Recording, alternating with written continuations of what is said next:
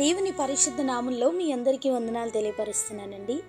ఈ దినం దేవుని మాటను మనం ధ్యానం చేసుకుందాం.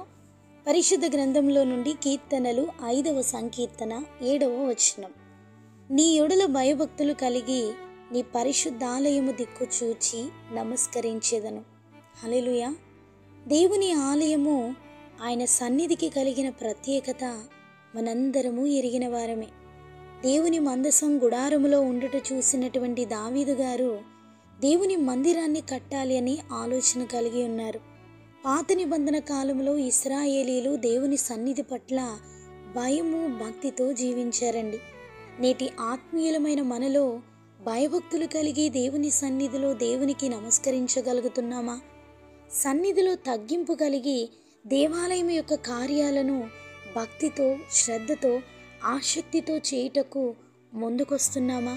కొందరు వారికి కలిగిన అధికారాన్ని బట్టి, ధన సంపదలను బట్టి దేవుని సన్నిధిలో ప్రత్యేకతను, హెచ్చింపును ఆశిస్తుంటారు. పరిసయ్యుని మాదిరిగా ప్రభు సన్నిధిలో ఆత్మీయ డంబమును, గొప్పతనాన్ని ప్రదర్శించుకుంటారు. భయభక్తులుగా దేవుని సన్నిధిలో మనం నడవాలనేది లేఖన సత్యం. దేవుని సన్నిధిలో, దేవుని సన్నిధి పట్ల మనం సుంకరి వలె తగ్గింపు కలిగి జీవించాలండి.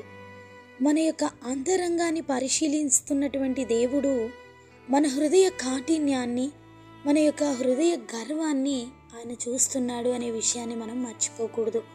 ఆయన సన్నిధిలో భక్తులు విరిగి నలిగిన హృదయముతో కన్నీటి ప్రార్థనలు చేస్తూ దేవుని కృపను పొందుకున్నారు. ఎన్నో యుద్ధాలపైన విజయాన్ని పొందారు. ఎన్నో పరిస్థితులపైన విజయాన్ని పొందారు. అద్భుతాలు వారి జీవితాల్లో వారు చూశారు. దేవుని సన్నిధిలో ఆయనకు అంగీకారమైనటువంటి ప్రవర్తన మనం కలిగి జీవించాలి.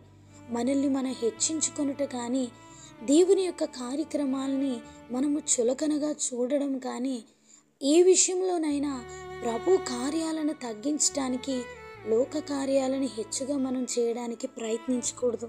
భక్తుల జీవితాలలో దేవుని యందు భయము, భక్తి కలిగి వారు మ్రొక్కవలసినటువంటి ఆ ప్రతిమలను తిరస్కరిస్తూ అగ్ని వంటి శోధనలలో కూడా దేవుని సన్నిధిని కలిగి జీవించగలిగారు.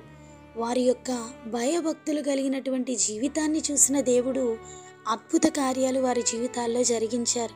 ఈ దినాన్ని ఎందరైతే ఈ మాటలు వింటున్నారో అందరము దేవుని యెడల భయభక్తి కలిగి ఆయన యందు మనం నమ్మకంగా నమస్కరించగలిగితే, ప్రభువుకి లోబడగలిగితే అద్భుత కార్యాలు మన జీవితాల్లో జరుగుతాయి.